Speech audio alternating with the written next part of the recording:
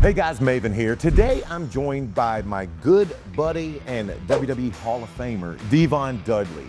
And we are going to be reacting to WWE's most racist moments of all time. D-Von, you ready to dive into this? You damn right. How you doing? Yeah. What's good in the hood? Just holding it down, trying to take care of business. Keep it up. I'm a Okay. Yeah, go. I don't even know what to say about that. Luckily, I wasn't in the company during that time. I was in another organization, but damn, how did the USA Network even say yes to that? I've wondered for years how this made it to air. I've wondered for years how people off camera, writer, whoever was okay with this. I don't know if Vince did it on his own volition. I don't even know how John didn't stop it right then. John's entrenched in the hip hop community at this time. I had no idea how this went forward. Well, you know, when you have a white guy doing rap music in the black community, there's lines that you don't cross, even if you're not the one doing it. Absolutely. What's your reaction to this if you're there? I think that'll be the point in time where fear of talking to Vince, like so many people have, I think that fear would be gone. But like, dude, that ain't fucking right.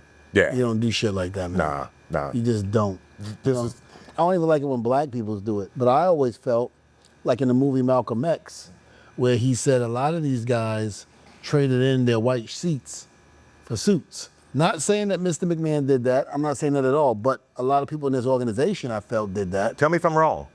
Wrestling's a good old boy organization. Always has been. Always will be. I've always heard, I'm not gonna say from who, that this was Vince's subtle way, or not so subtle, but this was Vince's way of keeping people in their place, showing people what I can get away with, and you won't do anything about it. I forgot Book is in this. Tell me he didn't just say that. Don't let the 5 times, don't let the fun, jovial side of Book fool you. Book's legit. It was Martin Luther King Day, and the WWE always does tribute to Dr. King. Right.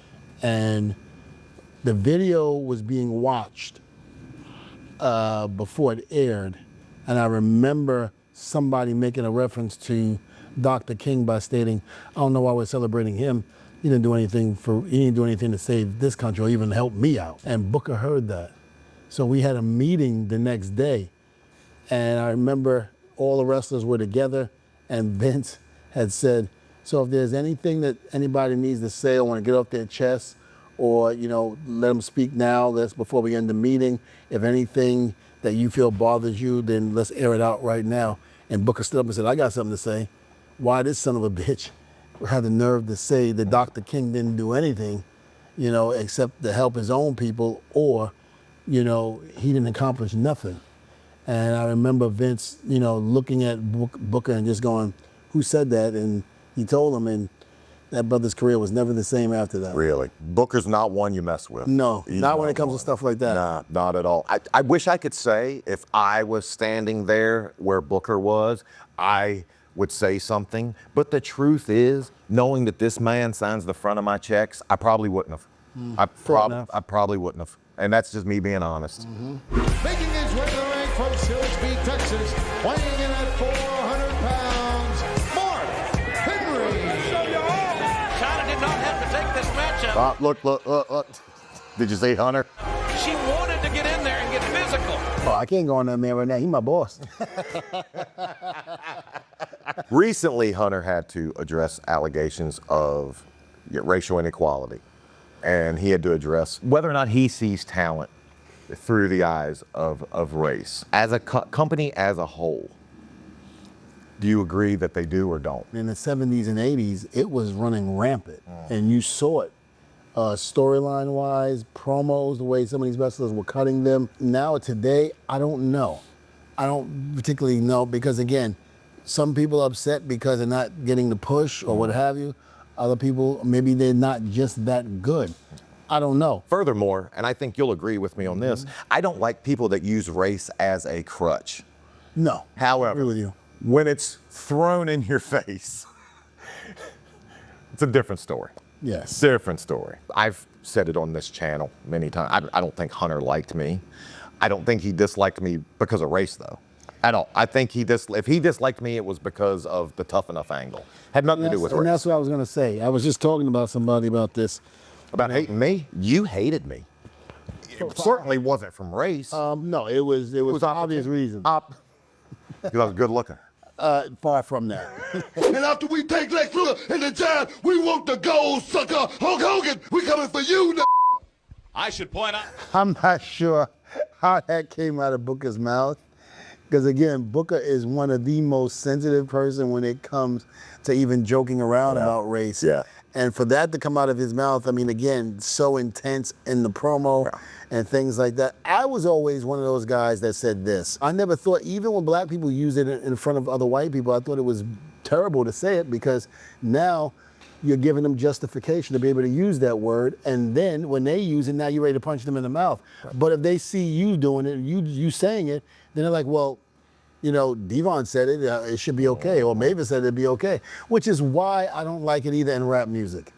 You know, we have such a crossover fan base in rap music now. It's just not black people, you know, doing rap music. So when you're using the N-word in rap music, and then all of a sudden, you know, the white person buys the record, or whatever race buys the record, they start singing it, and now they're singing the same lyrics in the rap song out loud, and the minute the N-word comes up, now all of a sudden you want to whoop their ass. Right. It's like, well, it's the rap music, number one, they paid to get.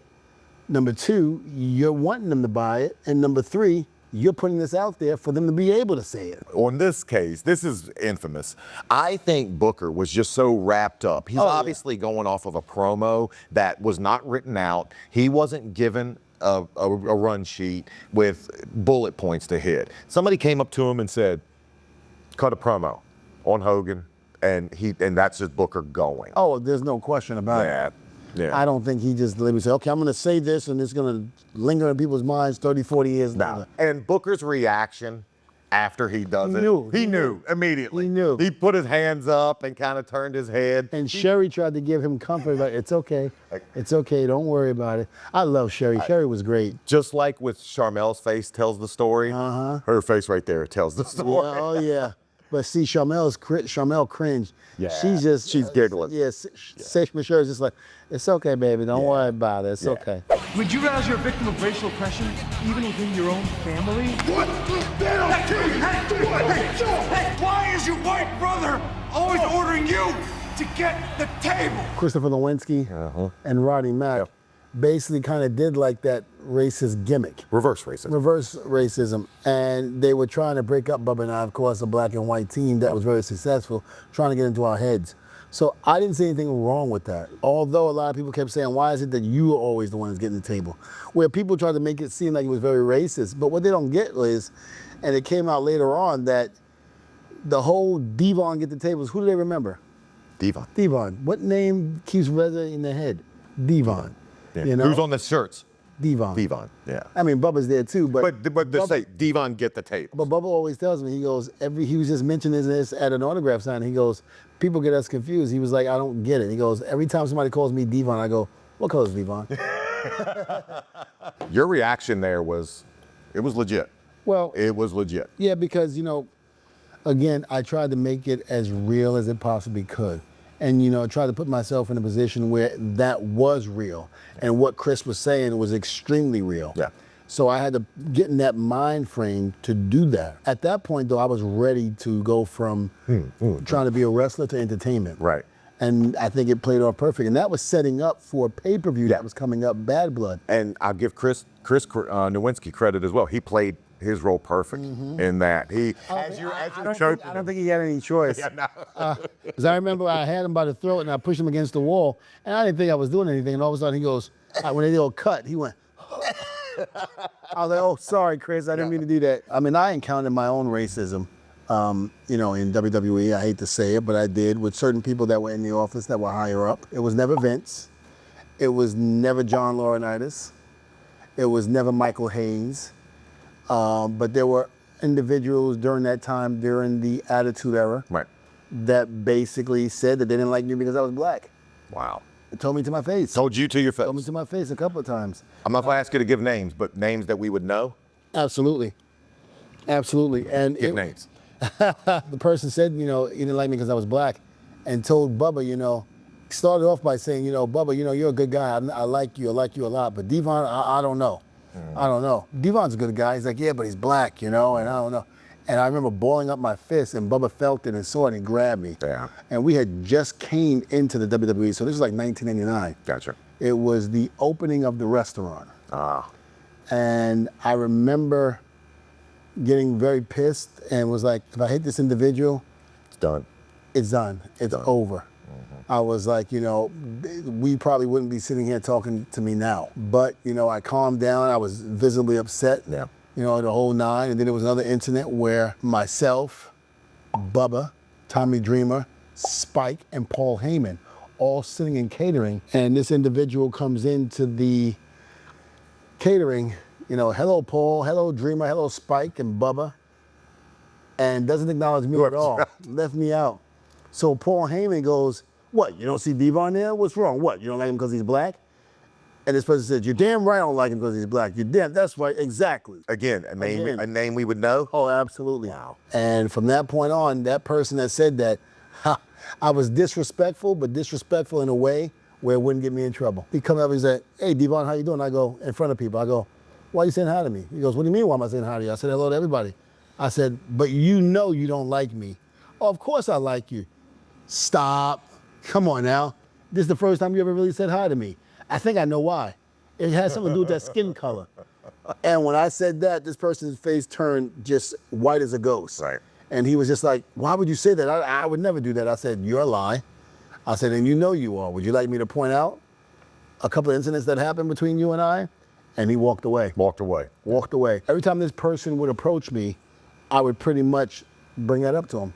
Every time. Bring it up to him. Never let him forget Never let him forget. how he made you feel. Even to this day. I see Good. that individual, and I feel sorry for him to a degree, but I think God got him before I did.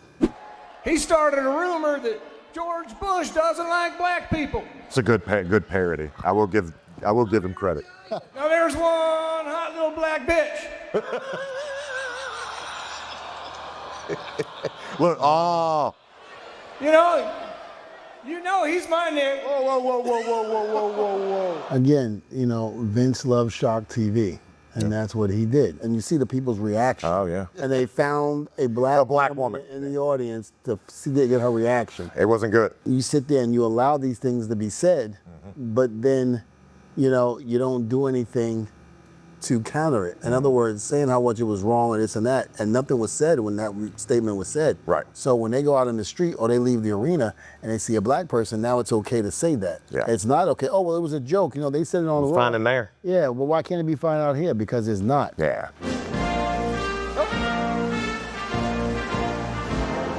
Do you have any problem with them, obviously, when he was hugging the parody George Bush and he steals his wallet? You got any problem with that? Of course I do. Are you trying to say that all black people steal? Yeah. You know, it's like, why would you say that, you know? I love when comedy goes the race route, just because I think that's how, I think laughter, a common laughter can bring people together. Do you agree or disagree? I agree to a certain extent. It just depends on how far. It can take it too far? Gotcha. Right. Sometimes too far is never good. Okay. You know, because again, it gives the wrong message. Even though you're trying to give a good message, have come out of this, it comes off as being a bad. What's the line? That's the question. What's the line? Well, I mean, again, and we don't know. We don't know. We don't know. Hey, Rock. I don't know what you're cooking. Smells like Oh my. but I think I'll eat some anyway. Now, you know, that was a reference to Mark Henry. They said, you know, somebody gave him a Subway sandwich and shit in it and gave it to him. That was always said. That was the running. That was the running joke. The rib, A lot of yeah. people, or the rib, whatever you want to say, which I don't find that funny at all. No. Somebody trusts you to go get them a sandwich or something Yeah. like that, and you bring it back and you take it and you put feces in it. Yeah, no. That's not cool. I don't care what the person does. You I don't fail do to that. see the humor. I had no humor in that at all. What about the rest of just DX coming out? I mean, Well, you know, again, parody. Well, you look at the one that played Mark Henry, which was X-Pac, and you know, not saying anything wrong. X-Pac is a friend of mine, but you know, he's never good to be Friend of mine. Never good to be in blackface. If this was to ever come up now, it's just the wrong thing to do. It's the wrong message. Get Shock TV some other way. Yeah, I think we both would agree. We both know Sean. No part of me thinks Sean's. I've never thought Sean was racist in any way. No, I always thought him and Road Dogg, I used to tell them all the time, because I remember when I first came to WWE, all they listened to was rap music. They love black culture. All that. I used to tell them, I said, man, y'all the blackest white people I had ever seen. It was great. I can't go back and retroactively tell people where you should have been before. Like, our culture is at a certain place now, like it or not. But I'm not going to go back and say, you should have known 20 years ahead of time where we would be. Right. Because no one knows. No one knew. See, the fact is, Booker, somebody like you doesn't get to be a world champion. The look up and down. The look up and down. Did you know that? Someone like you. Right. The subtle putting in someone's place. With your nappy hair and your suckers. I was laughing all week long. Booker was put in a Compromising position. and a no-win position. If Booker says, no, I'm not doing that, I'm not good with this. He lost his job. He would have lost his job.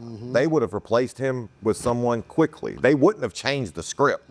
It's the subtleties that get me, the looking up and down, the nappy head. I'm gonna tell you what I think, but have the gloss of it's just character. Right. Something that should not have been put on camera and in an audience as big as it is. Because we got kids. You know, there's kids watching. There's, you know, people that are influenced by pro wrestling. So to ever go that route again, we should never go back. I don't think we can. I don't think we will. But I don't think we ever should have in the first place. I don't think we will. I don't think any of us would realize where we would be just 19 years later, and just how much we have advanced, and then how much we haven't at the same time. Well, you know, like I thought I'd always wrestle for the rest of my life. I never thought I would retire, but now I'm retired. Yeah, exactly. Well, You know? Father time. Caught up. Father time wins. Well, D-Von, we touched a touchy subject. No one I'd rather do it with. Thank you, my brother. Thank you. And you have a YouTube channel I'm about to go on. Tell us about it. Absolutely. Look, just check out that link right above and get all the information.